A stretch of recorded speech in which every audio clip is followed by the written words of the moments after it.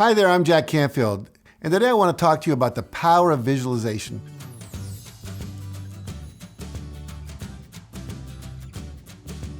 One of the projects I'm currently working on is finishing a new book called Living the Success Principles. It's a book of stories by ordinary people who have achieved extraordinary results by applying the principles in my book, The Success Principles. One of my favorite stories is by Romeo Marquez, who has been using the power of visualization to achieve his goals in his career as an actor. And I'd like to read you some excerpts from his story and hopefully inspire you to also apply this powerful but underused technique for success. Romeo writes, I graduated from UCLA with a BA in acting. I knew I wanted to be an actor, but I also knew that an actor's lifestyle is up and down, constant auditions, and a roller coaster of unknowing. Was there a way to be an actor and take more control of my life? One day in a bookstore, I saw The Success Principles by Jack Canfield on a shelf. The book seemed to say to me, Hey Romeo, come on over here. The book was thick, kind of intimidating, but the subtitle attracted me. How to get from where you are to where you want to be. Once I was home, I immersed myself in it. I highlighted pages, wrote all over it. I've read that book so many times that the cover is falling off. Reading Jack's words felt like a dad talking to me. He taught me to open my mind to all possibilities and to welcome risks. Some of the ideas in Jack's book I'd read before, like taking 100% responsibility for our lives. But I'd always set those books and the exercises in them aside, thinking, I'll do it later. But Jack broke things down in a simple way that made me want to do everything right now. Because I was focusing on the whole acting scene, auditioning and teaching acting, the story in the book about Jim Carrey's experience with visualization and goal setting fascinated me. In 1990, before Jim was famous, he used to drive his old car up Mulholland Drive and say to himself, directors want to work with me. I'm going to be a successful actor. He even wrote himself a $10 million check for acting services rendered and dated it for Thanksgiving 1995. He carried that check around in his wallet for years. The crazy thing is, it worked.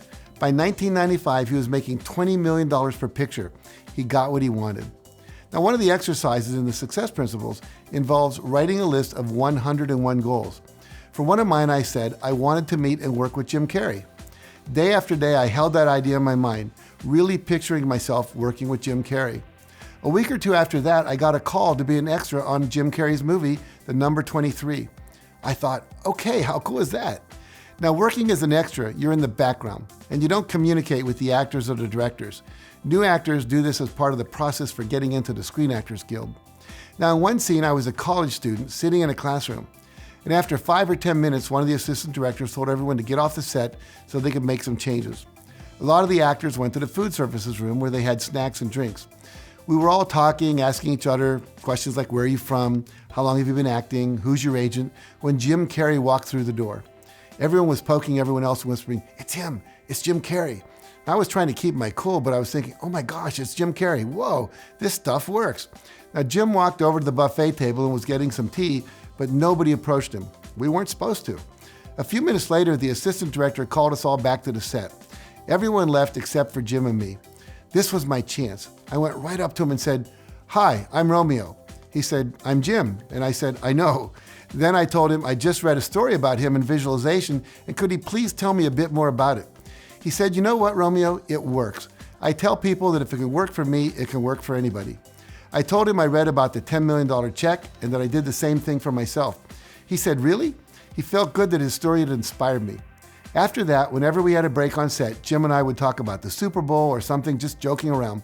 It was fun to be on a first-name basis with one of my heroes. But more than that, it was exciting to know firsthand that visualization really does work. I had friends who toured as actors, and so I made that my next goal. Soon I had the chance to do just that, working in an educational theater program for kids all over California that focused on violence prevention and intelligent decision-making. After doing that for a while, I thought, I like what I'm doing, but I know my talent and words can have an even bigger impact. I want to do this nationally.